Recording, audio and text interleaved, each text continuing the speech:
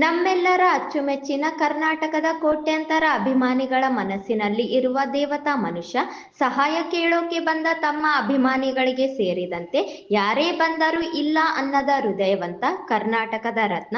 Box ಆಫೀಸ್ನ king of Sandalwood ಎಂದು ಹೆಸರಾಗಿದ್ದವರು ದಿವಂಗತ doctor Puneeth Rajkumar ಅವರು ಎಂದು ಅವರ ಅಭಿಮಾನಿಗಳು ಅಭಿಪ್ರಾಯ ವ್ಯಕ್ತಪಡಿಸಿದರು.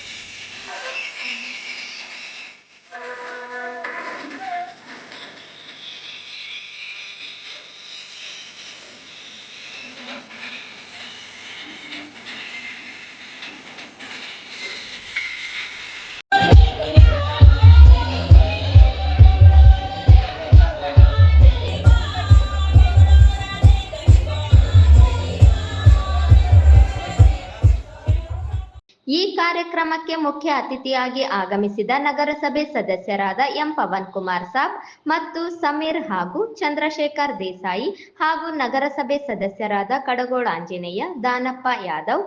ಕೋಪನ ಗಣೇಶ್, ಲಿಂಗರಾಜು, ನರಸಿಂಹ, ಜಿ ತಿಮ್ಮಪ್ಪ, ಕುರಡಿ ನರಸಪ್ಪ, ಬಂಕರಾಮು ಸೇರಿದಂತೆ ಅಪಾರ ಸಂಖ್ಯೆಯಲ್ಲಿ ಜನರು ಪಾಲ್ಗೊಂಡು ಕಾರ್ಯಕ್ರಮವನ್ನು ಯಶಸ್ವಿಗೊಳಿಸಿದರು.